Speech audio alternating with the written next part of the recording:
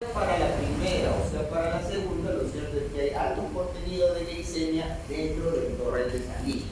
Y esa es la condición que hace daño a la larga a los órganos, a la visión, a los riñones, en general a todo, porque no es adecuado que una persona tenga alto contenido de glicemia en sangre.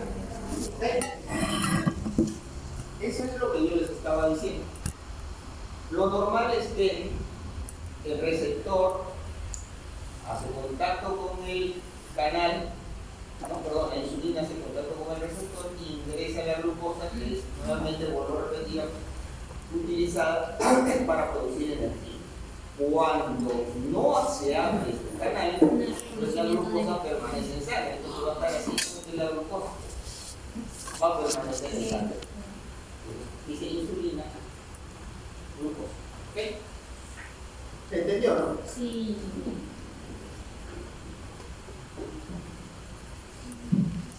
Entonces los tipos, es lo mismo, ¿no? Tipo 1 y tipo 2, ¿no? El tipo 1, como ya le dije, no existe la insulina, no está ausente, está autoinmune. El organismo destruye las células productoras de insulina. Cuando decimos que es una enfermedad autoinmune, me estoy refiriendo a un tipo de enfermedad en que los propios linfocitos o los propios defensores de nuestro cuerpo, todo nuestro sistema inmunológico, empieza a atacar y a destruir nuestros tejidos propios. Dependiendo del tipo de enfermedad autoinmune, por ejemplo, puede destruir el páncreas, por las células que están formando insulina dentro del páncreas, puede, por ejemplo, destruir lo que viene a ser la membrana de Schwann de las células, o sea, la mielina de las neuronas, por ejemplo, en el caso de las enfermedades como la polio, síndrome de Guillain-Barré, etc. Y así, ¿no? Hay enfermedades autoinmunes. Por eso es que se cataloga como tipo 1. Lo cierto es que en la 1 no hay insulina. Entonces el paciente tiene que andar con su inyectable colocando su insulina. En la de tipo 2 es la que les decía que no se reconoce, o sea, el canal no reconoce a la insulina y como no lo reconoce, simplemente el canal no se abre para el ingreso de la glucosa. Hay otros tipos como la diabetes gestacional que se da en el segundo o tercer trimestre, ¿no? Que también se pueden producir, por eso que cuando una señorita o una señora está gestando también se disminuye, ¿no? El contenido horácico de la cantidad de glucosa en sangre. Y la diabetes por otras causas, por ejemplo, fármacos, en el caso de los corticoides, ¿no?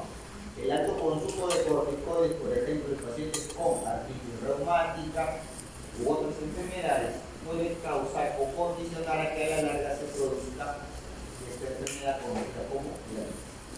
Entonces, tener mucho cuidado en recetar ¿qué cosa? Corticoides. Su prescripción es limitada, puntual, 1, 2 días, 3 días a los ¿no? 3 días. Bueno, lo que está viendo la señorita aquí ya es ¿no? Lleva a la larga a producir diabetes, porque toda la alimentación que comemos está destinada a producir diabetes. Se van a la panadería, los panes tienen harina refinada. Se van a comprar a la panadería misma o a una carnicería y le venden chorizos, cosas por el estilo, son carnes refinadas que producen o tienden a producir diabetes.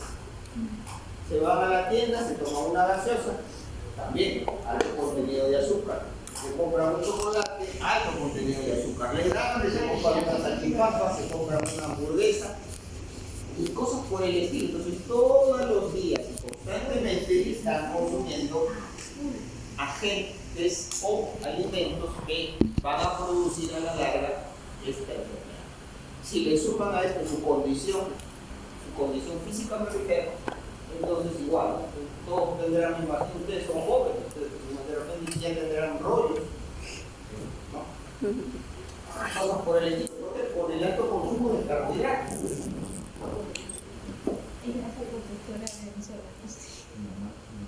Entonces, la hiperglucemia crónica, que es lo que les estaba mencionando, o sea, la alta cantidad de glicemia en sangre crónica es porque lo tiene por mucho tiempo, no lo controla. De la diabetes se asocia al daño a largo plazo. Hay daño en los tejidos de los órganos, disfunción y falla en diferentes órganos. Por eso les decía, el riñón, el corazón, la retina y las fibras nerviosas. Se van dañando por la alta cantidad de glicemia en sangre.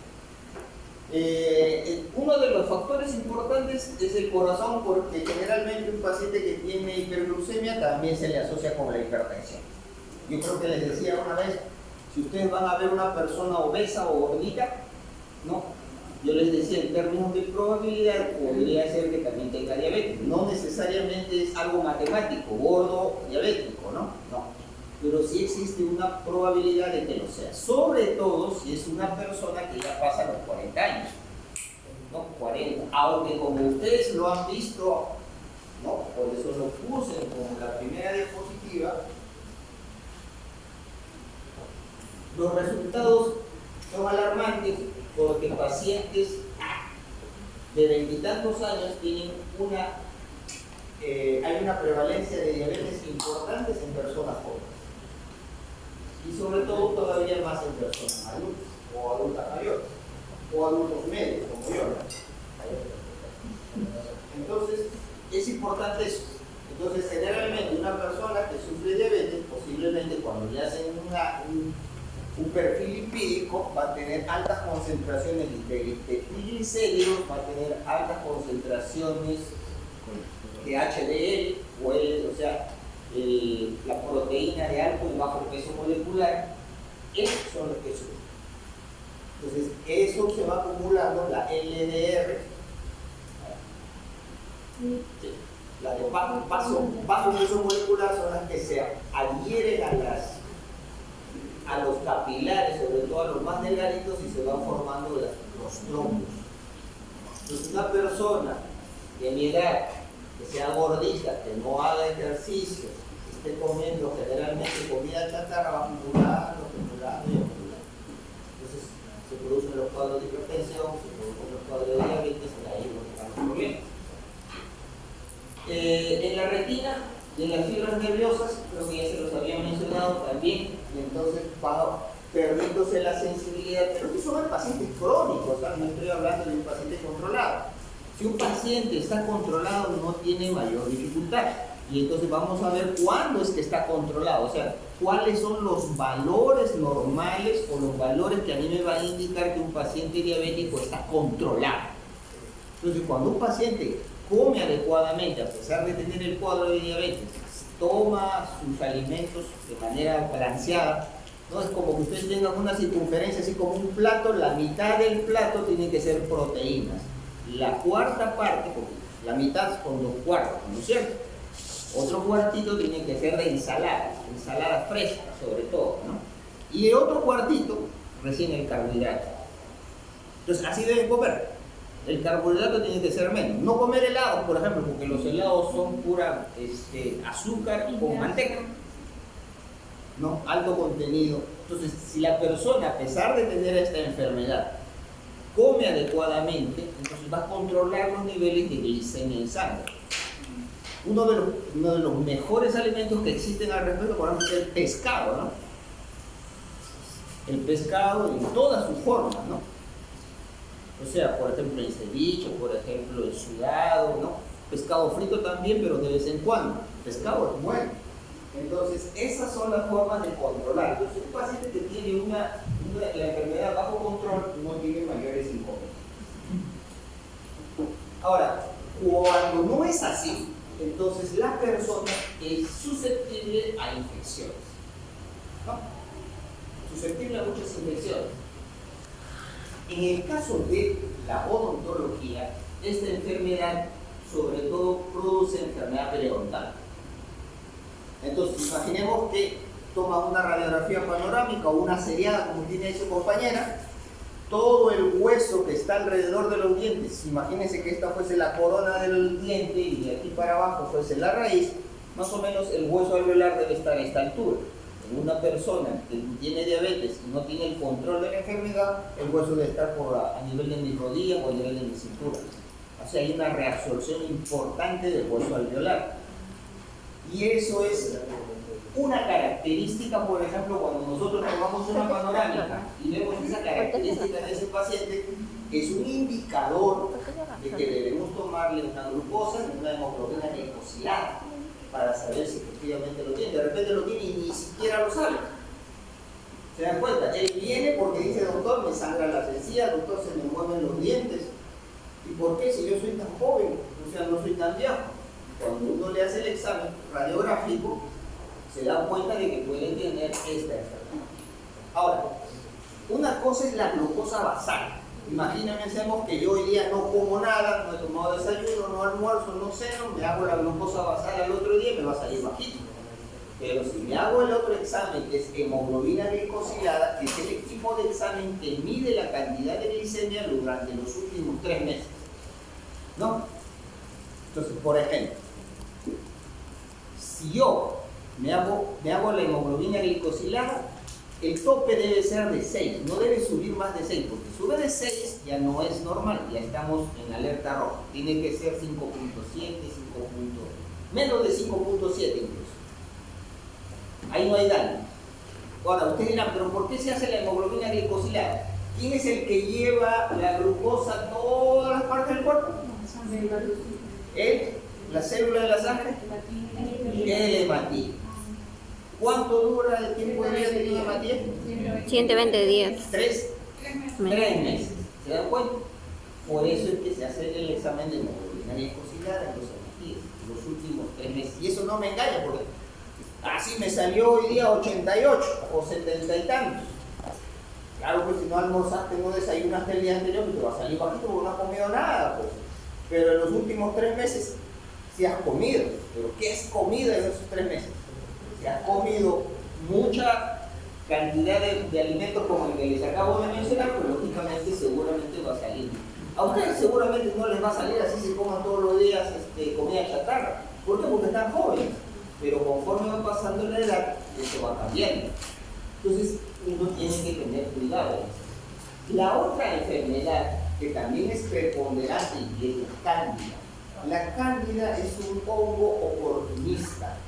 Entonces, cuando hay una baja de defensas, imagínense un paciente con VIH que ya se manifiesta su cuadro en SIDA, tiene alta cantidad de candidiasis. En los pacientes que tienen diabetes también existe. Entonces, cuando yo no tengo un equilibrio muy adecuado de la glucosa y veo un paciente con enfermedad periodontal o con candidiasis, puede ser un signo de enfermedad de diabetes. ¿Ok? Entonces, eso es importante que lo tengan en cuenta. Lo otro es que un paciente que no está controlado también puede tener serostomía. La serostomía es la falta de saliva, ¿no?, en la cavidad bucal. Y la saliva juega un rol fundamental dentro de la salud bucal, porque la saliva constantemente está lubricando todas las partes de la boca. La saliva está paseándose por todos los dientes, alrededor de los dientes, por toda la mucosa. Entonces, la microbiota de yo, por ejemplo, microbiota me estoy refiriendo a las bacterias o cualquier otro tipo de microorganismo con el cual yo me desperté hoy día por la mañana, no es el mismo que tengo en este momento. Ya cambió. ¿Por qué? Porque muchas de las bacterias que han estado presentes en mi boca ya me las tragué, las boté, las escupí o al momento de lavarme los dientes los boté. Porque la saliva está actuando constantemente, lubricando y pasando por todos los dientes. Cuando se produce la serostomía, es decir, la falta de saliva en la cavidad bucal, ese ciclo normal se altera, falta de saliva. Al haber falta de saliva, entonces aumenta el riesgo de cáncer. Y aumenta considerablemente porque las bacterias están ahí, no se mueven, la saliva no está actuando. La saliva juega un rol fundamental dentro de lo que es la salud de la cavidad bucal. Y hay una cicatrización retardada y eso es lo que a uno le preocupa cuando un paciente tiene diabetes. Es decir, no hay una cicatrización adecuada de las heridas, entonces por ejemplo, yo hago una exodoncia, el paciente pierde una pieza dental producto de la exodoncia y el alveolo que está ahí expuesto no va a cicatrizar adecuadamente. Entonces, por eso es que tengo que tener cuidado. Entonces, todas estas son las razones por las cuales un paciente con esta enfermedad debe tener los cuidados del caso. Y nosotros como dentistas debemos tener los cuidados del caso para cuando nos enfrentemos a este tipo de pacientes tomar las precauciones del caso. ¿Ok? Sobre todo sobre el diagnóstico, ¿no? El diagnóstico es vital, es fundamental. Ya les dije, ¿no? Una panorámica, el hueso alveolar está bien reducido, marcadamente reducido. Es una característica muy particular en un paciente que no tiene un control, porque no sabe que tiene la enfermedad. Entonces, yo le puedo decir a ese paciente que se haga un examen para ver cómo están sus niveles de glucosa. Entonces, los niveles altos de glucosa en la sangre reducen la secreción del óxido nítrico, que es un vasodilatador potente en el cuerpo, lo que conduce a una mala circulación y a una lenta cicatrización. No es ácido nitroso, es óxido nítrico. El otro es que sirve para dormir al paciente cuando son muy ansiosos o cuando se hacen tipo de operaciones de mayor envergadura. Yo no me estoy refiriendo a eso no. Yo me estoy refiriendo al óxido nítrico, que es otra sustancia, como dice ahí, un vasodilatador potente que es parte de la fisiología normal del cuerpo. Pero los altos niveles de glucosa, como dice ahí, reducen dicha secreción. Y entonces el paciente, debido a que se reduce la secreción del óxido nítrico, entonces no hay vasodilatación y se produce, al contrario, la vasoconstricción. Por lo tanto, hay una mala circulación y por ende también una lenta cicatrización. ¿Ok? ¿Se entendió? Entonces, altas concentraciones de glucosa se reduce la secreción del óxido nítrico, que a su vez es el que produce vasodilatación. No, vasodilatación. Vasodilatación. Al no haber un vasodilatador, se constriñen los vasos sanguíneos y al haber una constricción de los vasos, se aumenta la presión arterial, pero también hay, como dice, hay una lenta cicatrización. ¿Comprendido? Sí. ¿Preguntas? Bueno.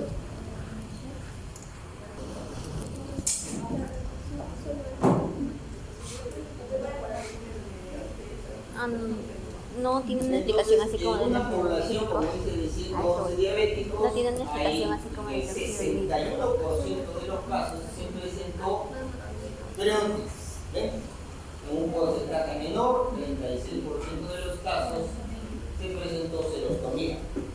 En un porcentaje no tan bajito, 36-34, halitosis. Es decir, como que el halitosis es el mal aliento, ¿no? Ahora, puede haber mal aliento por razones fisiológicas, ¿no? Por ejemplo, yo estoy hablando y hablando y hablando y no paro de hablar, no voy a parar de hablar hasta que acabe la hora, entonces mi boca se está secando.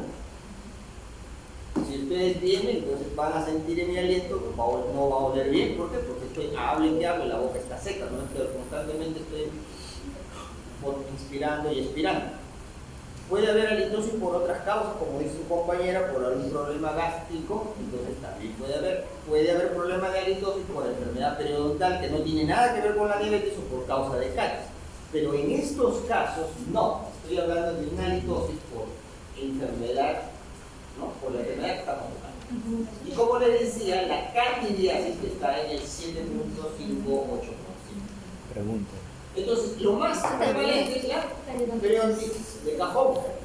Por eso es que les digo, por favor, una persona con enfermedad periodontal marcada, generalizada, que se ve generalmente en una panorámica, es muy indicativo de que puede, no digo que sea igual a enfermedad periodontal con reabsorción marcada, generalizada, igual a diabetes. Yo no estoy diciendo eso, sino que es muy probable que así sea. Entonces, yo tengo que confirmar esa cosa. Entonces, cuando no en todo se produce periodontitis, pero sí en un grueso porcentaje, porque 36% no es un porcentaje bajito, es un porcentaje importante, En las personas en las que se produce o la enfermedad produce serostomía, hay el 60% de probabilidad de que estas personas tengan neuropatía diabética. Es decir, lo que les decía, ¿no? Las personas dejan de tener sensibilidad, sobre todo en los extremos distales de los dedos de los pies. Ahí es donde se produce el famoso pie diabético. Entonces, por eso es que hay que tener cuidado. Es importante tener en cuenta estos puntos. Y ese es el glucómetro, ¿no? Este aparatito es esto, no es lo mismo, sino que en otra presentación. Este es la lanceta, claro, viene con sus hojitas descartables, se colocan acá, se pincha el paciente, las tiras que se colocan acá, ¿no? Acá ya está con su tira, y esta gotita se hace marcar acá, y automáticamente sale la cantidad de glucosa en miligramos por decilitro, como ustedes lo están viendo. Entonces, yo por ejemplo, a ver, préstame. Si por ejemplo yo tengo acá mi juguito glórico, leche, entonces yo por ejemplo me mido ahorita mi glucosa, me va a salir un valor. Imaginemos que me sale 90 y... como ya imaginemos que me sale 95. Y termino de tomar esto. ¿Ya? Pasadas 2 horas después, 120 minutos después, para que quede claro, vuelvo a medirme la glucosa y ya no va a salir lo que me salió, 95. Posiblemente vaya a subir. Entonces, hay alimentos que en algunas personas les sube la glucosa más que a otras. Entonces, una persona con diabetes tiene que darse cuenta qué alimentos le suben la glucosa más que otros. En general, todos los alimentos que tienen azúcares, carbohidratos, o sea, harinas elaboradas, carnes elaboradas, etcétera, etcétera, o sea, como conocimiento general, a todos les sube. Si les gusta hacer las cervezas o borrachos, más todavía, eso no puede estar prohibido de tomar cerveza. A mí, por ejemplo, nunca me ha gustado la cerveza, ¿no? Y cuando uno toma, yo por ejemplo cuando tomo el trago pero en su puro, ¿no? Puro. No, claro, puedes haber tomado un pisco sour para brindar, eso sí, pero no para tomar. Entonces, ¿qué sucede? Hay alimentos que aumentan considerablemente la cantidad de glucosa en sangre. Entonces, si yo tengo mi glucómetro, como ustedes están viendo ahí, por ejemplo, entonces quiero saber cuáles son esos alimentos que aumentan mi glucosa considerablemente. Como el alimento, espero un par de horitas, me hago mi examen, claro, antes del alimento y después del alimento, ¿no? Y veo cuáles son esos alimentos que me producen una alta concentración de glucosa en sangre. Pero esas recomendaciones son para pacientes, por ejemplo, que ya tienen la enfermedad como diagnóstico, ¿ok? Pero no esperen pues a tener la enfermedad, pues no, tienen que tener cuidado. Esto de acá es, por ejemplo, lo normal, ¿no? Esto debe ser menos de 100 miligramos por decilitro cuando yo estoy en ayunas. Menos de 100 miligramos por decilitro. O como está con el librito, ¿no? Ahí, por ejemplo, salió 95. Entonces debe ser así. En ayunas debe salir así, o menos de 100. Pero si yo ya he comido algo, ¿no? Pues, entonces debe salir entre 100 y 125 miligramos por decilitro. Entonces, si está entre 100 o 125 miligramos por decilitro, así yo haya estado en ayunas, entonces esto me indica que este paciente puede estar con prediabetes, que es lo que se conoce más. Pero si es mayor de 126, entonces ya se diagnostica como diabetes mellitus. Bueno, este es un factor, porque cuando se va al endocrinólogo, el endocrinólogo le hace otros exámenes, ¿no? Por ejemplo, le hace tomar un vaso bien azucarado, ¿no? Y se mide la cantidad de glucosa en sangre, o sea, a las 2 horas, a las 4 horas y así sucesivamente, entonces el diagnóstico es más adecuado. ¿Ya? O también se le pide la glucosa basal, la hemoglobina glicosilada, y con todos esos datos el endocrinólogo da el mejor diagnóstico. Esto no necesariamente tiene que ser así, pero sí es un buen marcador, digamos, para poder decirle al paciente, vaya al endocrinólogo y a ver que le haga el examen más apropiado, porque nosotros no lo somos. Pero sí podemos tomar en cuenta estos parámetros. Pero no necesariamente, pues, le salió entre 100 a 125, ya tiene prediabetes, más no va a asustar al hombre, ¿verdad? Mejor, ha salido este valor, sería importante que usted se dirija al endocrinólogo a ver qué pasa. Y a él le va a dar el diagnóstico mucho más certero.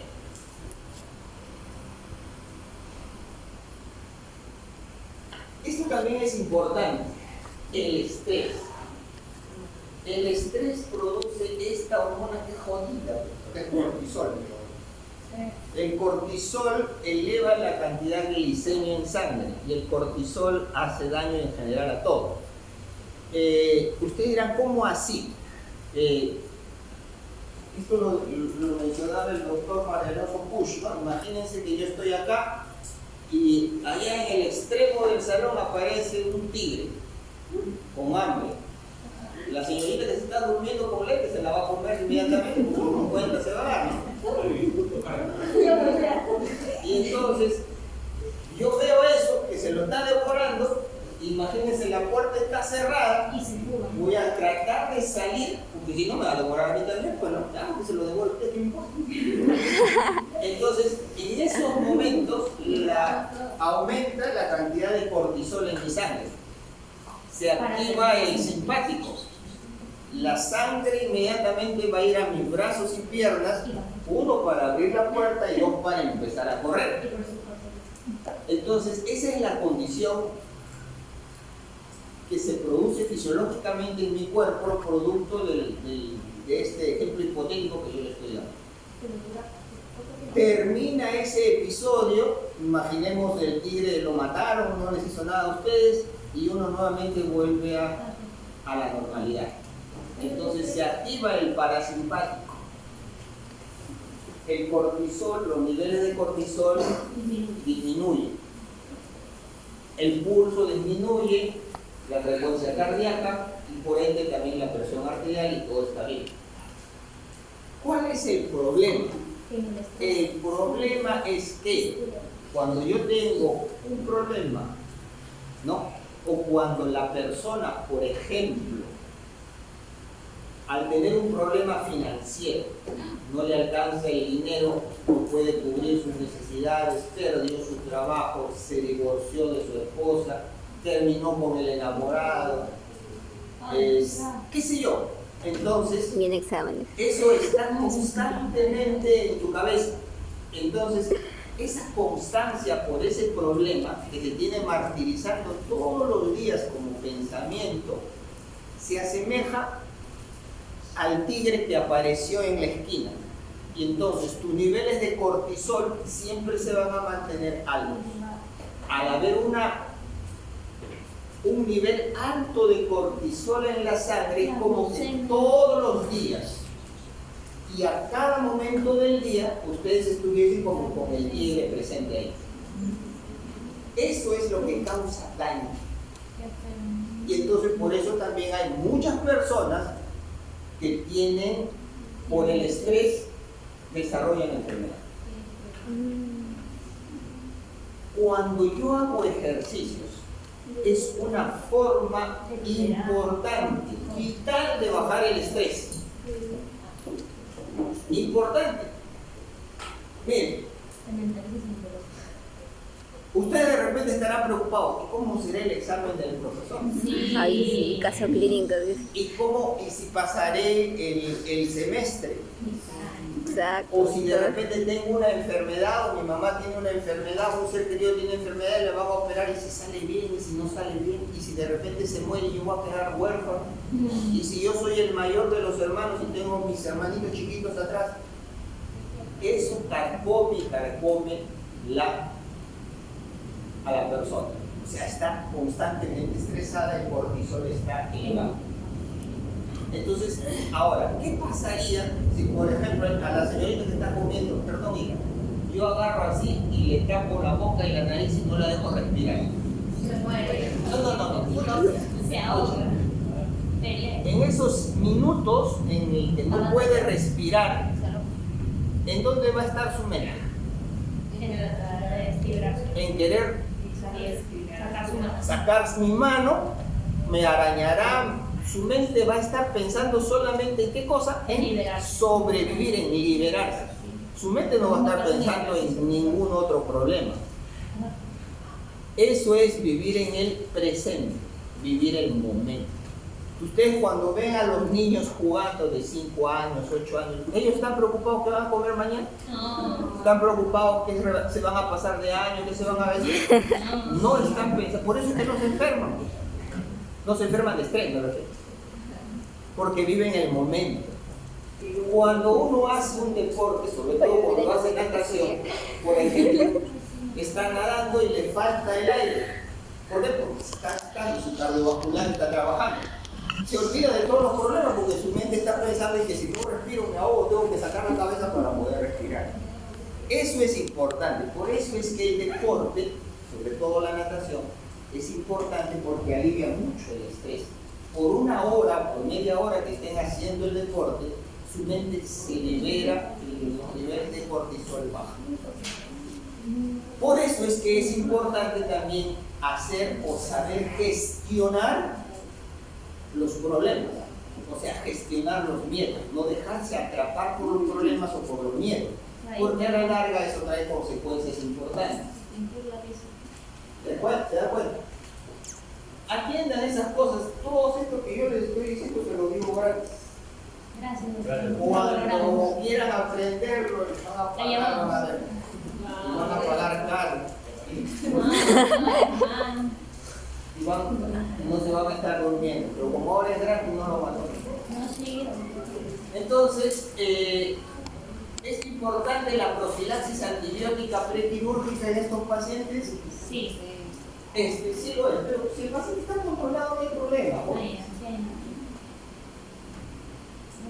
Acuérdense que la profilaxis antibiótica se da solamente una sola vez. Antes. O sea, 2 horas antes, 3 horas antes de una intervención quirúrgica yo puedo dar un antibiótico como profiláctico, ¿ya? Pero una sola vez. Entonces, ahí está todo lo que les decía, ¿no? Por ejemplo, la amoxicilina de 2 gramos vía oral, 1 hora antes del procedimiento. ¿Ya?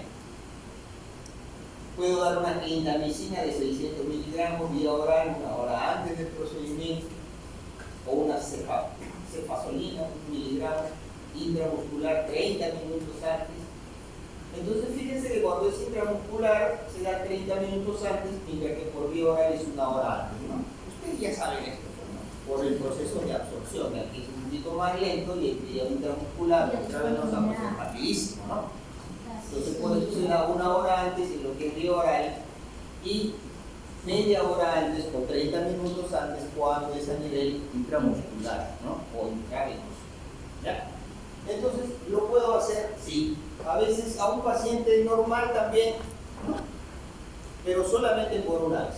Ahora, si es un paciente con cuadro de diabetes o con alguna otra enfermedad que pueda desarrollar infección, con mucha más razón se lo debería dar. Pero ya con la enfermedad diagnosticada como tal.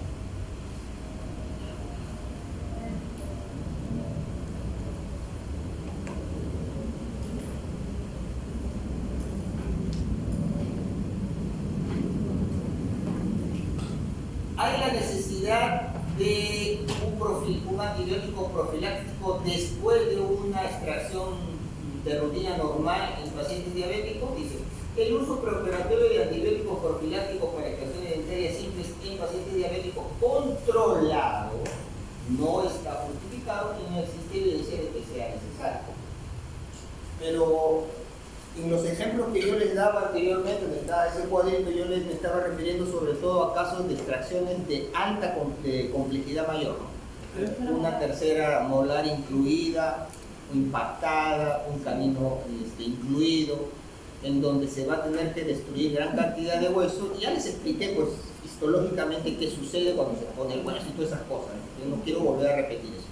Entonces, en esos casos sí podría dar un antibiótico como profiláctico, pero acá dice en extracciones simples, ¿no? Extracciones simples, o sea, si, por ejemplo, si a mí me van a hacer una extracción simple, no es necesario que me den un antibiótico, ¿no? En un paciente que está diabético, pero no tiene la enfermedad, controla adecuadamente la enfermedad, tampoco lo es. Pero en un paciente como yo, a pesar de que no tengo ninguna enfermedad, estoy sano, y me van a hacer una incluida y el diente incluido está pues bastante profundo, digamos casi en la basal del hueso mandibular, entonces va a haber una gran destrucción ósea, pues lógicamente sí, ¿no? Porque mejor le damos un profiláctico, ¿no es cierto? Pero son cuadros y condiciones distintas. ¿No? Entonces, eso es la evaluación del clínico. Entonces, y esto era lo que les decía, ¿no? Cuando está controlado y preprandial, es decir, antes o en ayunas, cuando marca de 80 a 130 miligramos por decilitro en un paciente que no ha comido alimento las últimas 8 horas y marca estos valores entre 80 a 130, es un paciente que puede estar diagnosticado de diabetes, pero está controlado. Pero da la casualidad que el paciente, bueno, ya comió. Entonces es postprandial. Entonces de la última comida tiene que pasar 2 horas. Y la medida que le haga después de las 2 horas, esa cantidad tiene que ser menor a 180. Entonces, cuando están esos valores para el preprandial y el postprandial, ahí está controlado.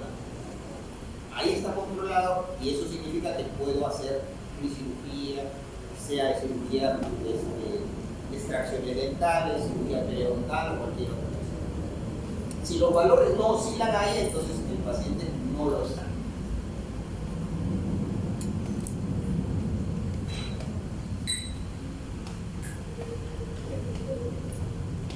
Uso del vasoconstrictor. Si no está controlado, ¿qué hay? Hipertensión. ¿Usaré el vasoconstrictor? No. ¿Qué utilizo? Sin vasoconstrictor.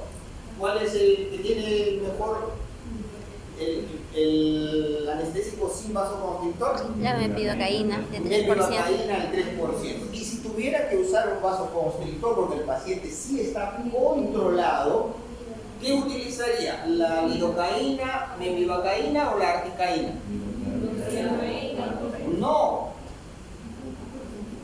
De la mepivacaína al 2%, o sea, la mepivacaína al 2%, que sí tiene vasoconstrictor, la lidocaína al 2%, que también tiene vasoconstrictor, y la articaína al 4%, que también tiene vasoconstrictor, ¿cuál de los tres tiene la menor concentración de vasoconstrictor?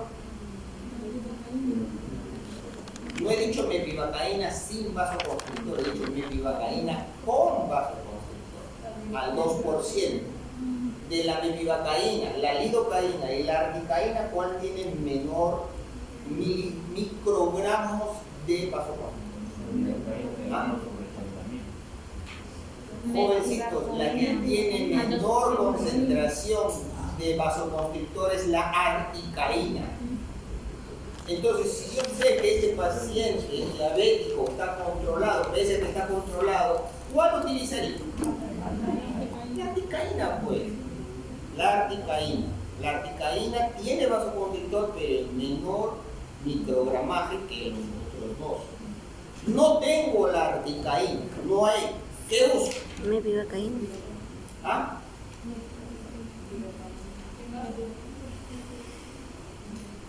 ¿Qué uso?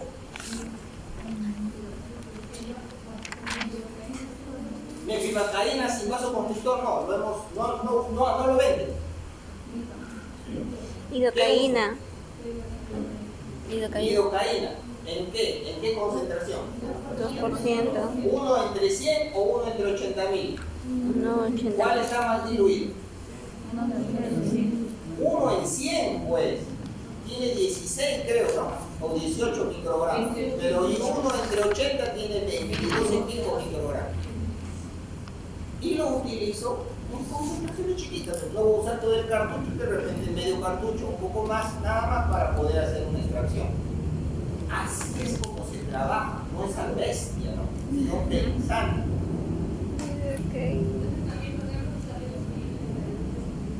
Si no tuviera la articaína, estamos Una hablando de un sobre paciente que de repente está en control, porque si no lo está, yo uso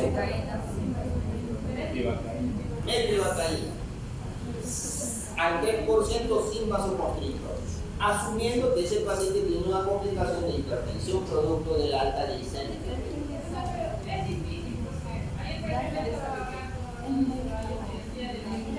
Mepivacaína.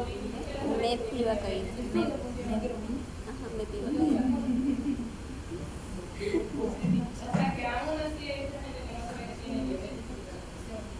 Ah, claro, por eso les estoy diciendo que es importante que dentro de la historia clínica, eso empecé diciéndolo en la clase, ustedes cada vez que viene un paciente nuevo tienen que tener su tensiómetro para saber si el paciente es hipertenso y tienen que tener su glucómetro para saber si tiene glucosa. Eso lo dije desde un principio de la clase anterior también. Creo que se lo vengo diciendo no sé cuántas veces.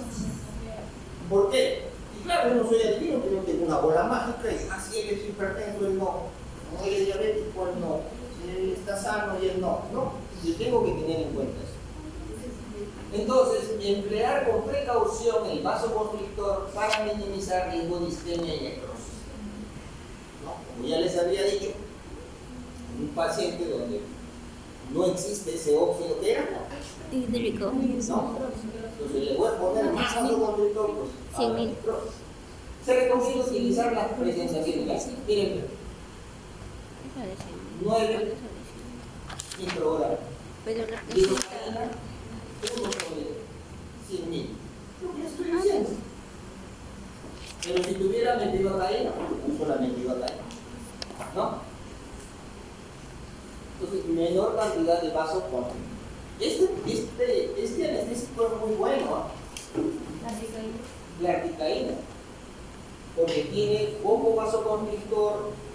Si ustedes se acuerdan la clase cuando vimos anestésicos, su tiempo de duración máxima de este anestésico estaba alrededor de los 90 minutos.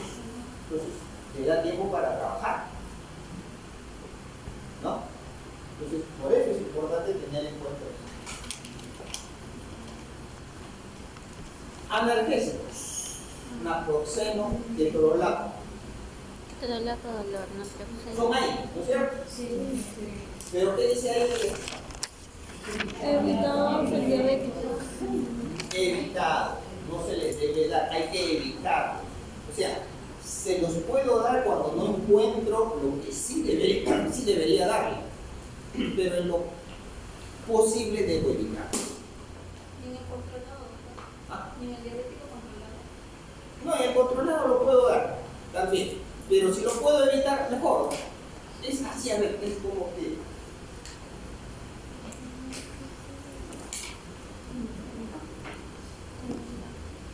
Si yo tengo mi hija, ahora que hay tantos violadores y ella tiene que ir a algún lugar, yo preferiría ir con ella, ¿no es cierto? Porque soy su papá. ¿Podría dárselo de repente a su abuelo o a su abuela? Sí. Pero entre dárselo a su abuelo o a su abuela, ¿qué prefiero yo? ¿Que se vaya conmigo o que se vaya con su abuelo? Que se vaya conmigo, porque yo soy su padre. Soy más joven, tengo más visión, soy más ágil, qué sé yo. Pero también lo puedo dejar que se vaya con su abuelo, de repente tengo que trabajar, de repente, no sé, tengo alguna complicación, que se vaya. Pero si lo puedo evitar, que se vaya conmigo. Algo así, ¿no? Entonces sí le puedo dar, pero hay que tratar de evitar.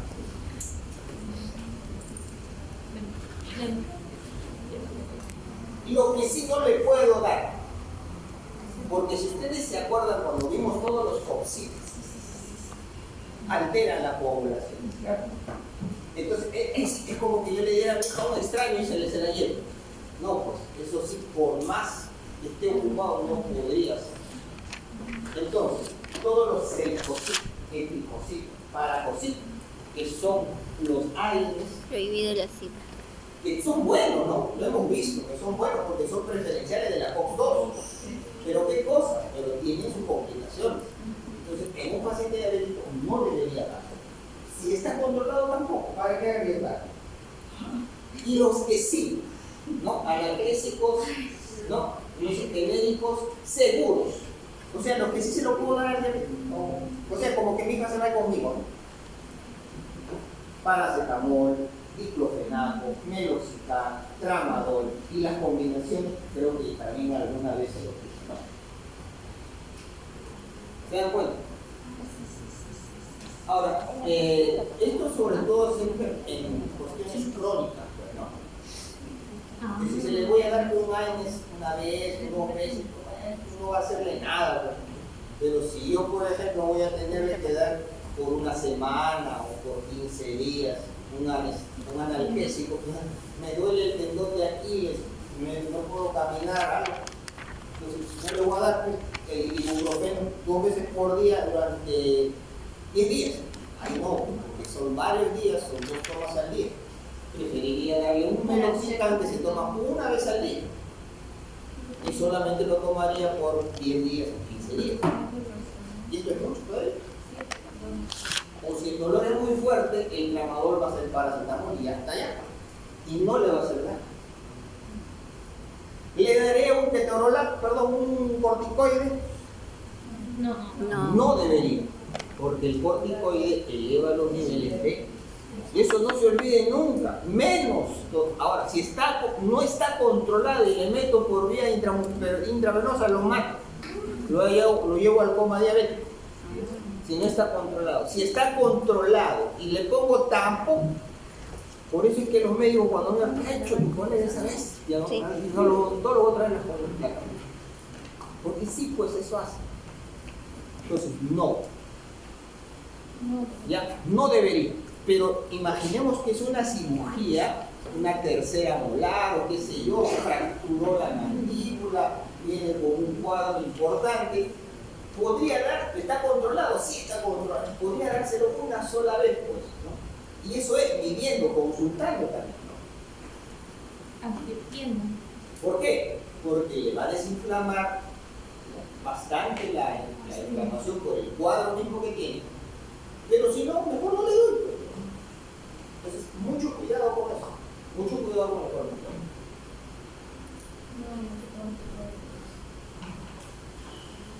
Si voy a dar antibióticos, hemos visto hay bactericidas, bacteristáticos. Lo mejor en estos pacientes es utilizar bactericidas. O sea, aquellos que destruyen, matan a la bacteria, no el bacteriostático. Y con bajo riesgo de interacción, o sea, que no interaccionen, ¿no?, con otros medicamentos. Al igual que el anterior, ¿no? Dice antibióticos seguros en este tipo de pacientes. Amoxicilina, pues la amoxicilina es buena, ¿no? Pero más el ácido clavulánico, pero así como la amoxicilina, ¿no? La clínica también es buena, pero como es buena, porque va contra los anaerobios, viene el clínica para acá, clínica para allá. Doctor, me duele, clínica medicina. No, o sea, no es dar por dar. Ya hemos visto los niveles cuando creo que les he explicado, ¿no? Entonces, no le voy a dar pues si la enfermedad es una hormiga, pues no le voy a dar un dinosaurio para que la destruya, pues, ¿no? Si no va a pasar eso, la amoxicilina a la larga se crea resistencia. Bueno, la amoxicilina más el ácido clavulánico, la citromicina y la clindamicina, ¿no? Los 4. Pero la clindamicina y la citromicina, pues así es cuando, digamos, no puedo controlarla con las superiores, ¿no? Pero si lo puedo hacer, no habrá problemas. Y como creo que ya les dije en la clase de antibióticos, el metronidazol también es importante porque justo actuaba contra las anaerobias. Ahora, el problema son estos, ¿no? Los mal controlados. Entonces, implantes dentales y diabetes mellitus No, una revisión sistemática. Una revisión sistemática es la recopilación de un montón de investigaciones a nivel mundial que se hacen respecto de un tema en particular, que en este caso tiene que ver con los implantes y las enfermedades por diabetes. O sea, los diabéticos. Entonces dice, los diabéticos mal controlados, vuelvo a repetir, mal controlados, padecen de una osseointegración deficiente. Es decir, imagínense, perdón, si me esperen un segundito. Si yo coloco dentro del maxilar, hago el huequito, pongo el implante, el hueso va a crecer y va a atrapar al implante. ¿No es cierto? Ahí se produce la osteointegración. O sea, los osteoblastos empiezan a cubrir el implante, forman hueso y se produce una barrera mecánica y ya no sale el implante. Si la persona tiene diabetes, esa osteointegración que acabo de explicar está disminuida. Entonces, por eso dice ahí, no, padecen de una osteointegración deficiente. Pero, vuelvo a repetir, mal controlado. Con un riesgo elevado de periimplantitis, es decir, alrededor del implante se produce una infección. Cuando la diabetes está bien controlada, estamos hablando de otra cosa, los procedimientos de implante son seguros, no hay problema, con una tasa de complicaciones similar a la de los pacientes sanos. O sea, tampoco no hay que, a un paciente diabético no hay que asustarlo, ay, ya se me viene el mundo, ay, no. Puede llevar una vida tranquila, una vida normal siempre y cuando se cuide. No hay problema. Es normal.